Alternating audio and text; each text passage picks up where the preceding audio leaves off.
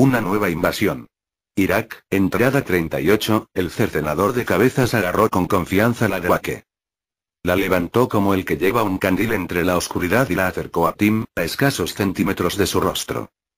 Esta, mordía desesperadamente el aire con sus dentadas. Incapaz por sus propios medios de alcanzar al de Arkansas.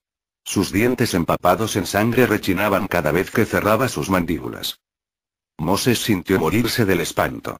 Gritaba aterrado intentando separarse de la silla que le inmovilizaba. No podía escapar, ni siquiera era capaz de pensar absolutamente nada. El torturador comenzó a preguntar nuevamente a la capitán. Sabían que era la de más alta graduación y la que realmente tenía valor. El resto de los secuestrados, eran un burdo entretenimiento a contar por las abundantes carcajadas que desprendían con cínica insensibilidad. Fox había luchado por mantenerse fuerte.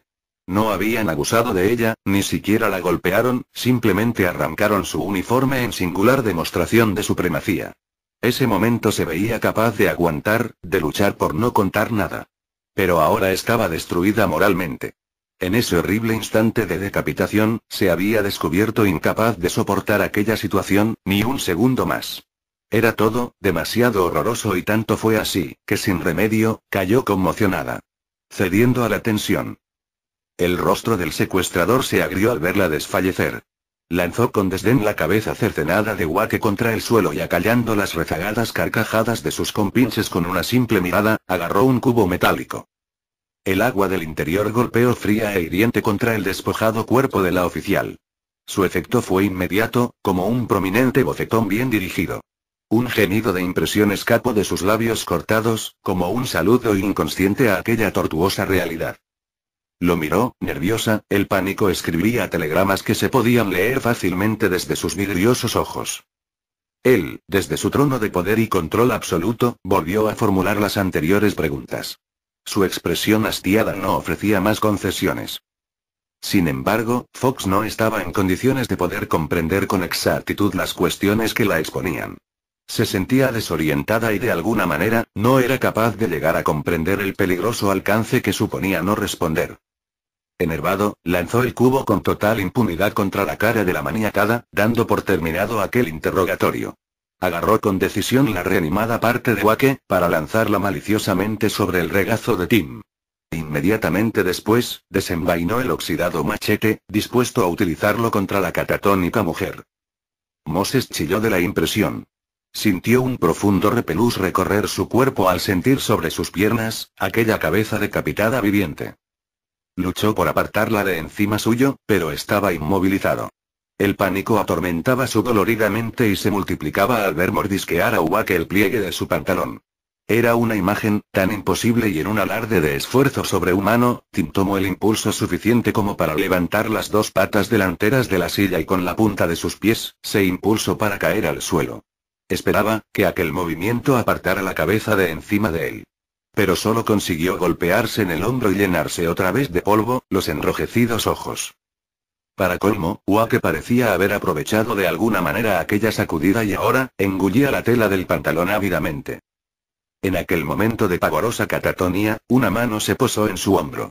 Tim miró por el rabillo del ojo, más pendiente de lo que acontecía cerca de sus partes nobles que a cualquier otra cosa. Sin embargo, la imagen hizo olvidar durante el segundo que duró, los restos revividos del marine. Coronado sobre Tim, se ensalzaba el torturador. Levantando con ímpetu el gran machete. Sus músculos firmes y dispuestos, deletreaban el movimiento que iban a hacer a continuación. En un alarde visionario, pudo verse atravesado por aquel acero, mientras era devorado por la cabeza de ultratumba que yacía junto a él. Aquel agónico segundo se fundió en un avasallador destello de luz que conmocionó su cerebro. Sintió cómo se freían sus neuronas debido al resplandor que se había filtrado por sus ojos. ¿Acaso era aquello el fin? Se disponía a cruzar el llamado túnel de luz que todo muerto recorría en el momento de su fallecimiento. Inmediatamente después, el dolor y la consciencia volvieron a reinar en su interior para anunciarle que no estaba muerto, aún no, y algo cayó sobre él. Un gran peso muerto que acrecentaba más si cabía su incapacidad para moverse. Luego regresó el profundo miedo, al recordar a Wake. Debía estar junto a él, pero no podía ver absolutamente nada.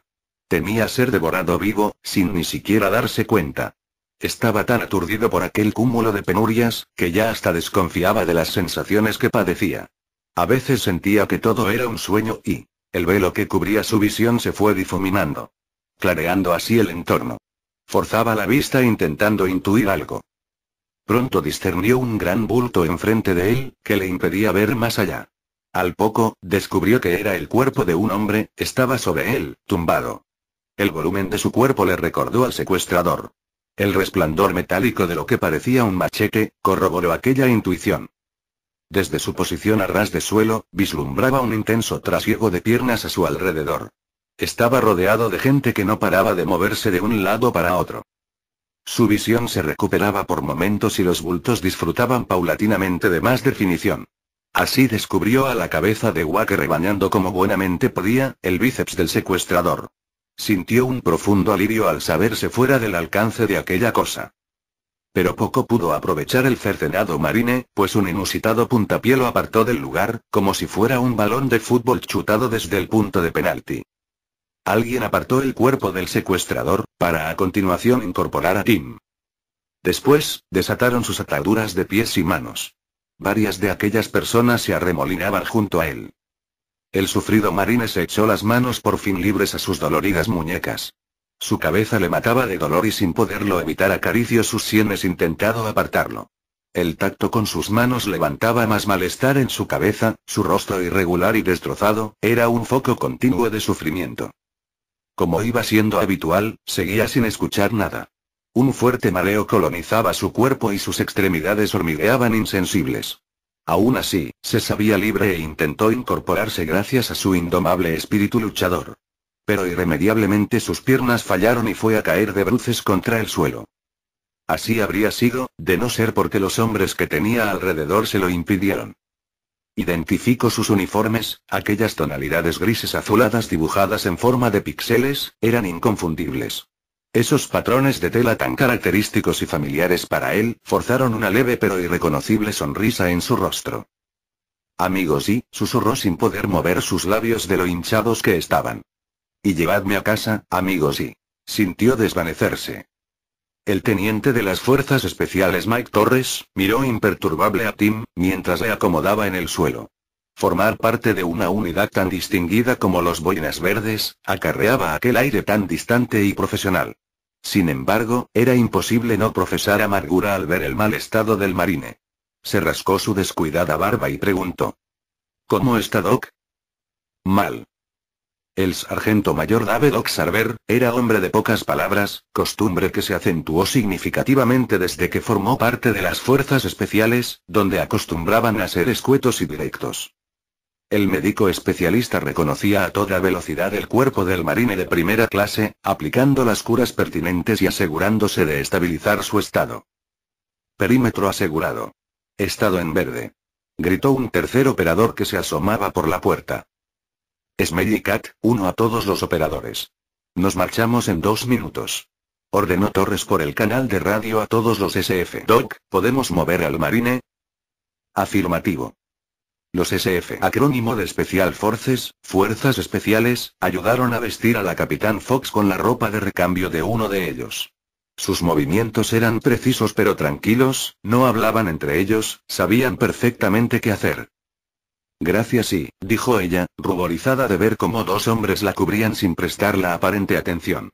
Más sosegadamente, comenzó a tapar como podía con una gruesa gasa, la sangre que caía de sus fosas nasales, debido al impacto del cubo. No se separe de nosotros, señora, la sacaremos de aquí. Dirigiéndose al líder, levantaron el dedo pulgar en señal de estar preparados.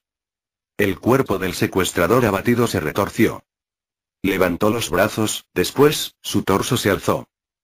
A tus pies, Colvin. Pero la advertencia llegó tarde, milésimas de segundo tarde. Un imperdonable despiste no achacable a su entrenamiento o formación.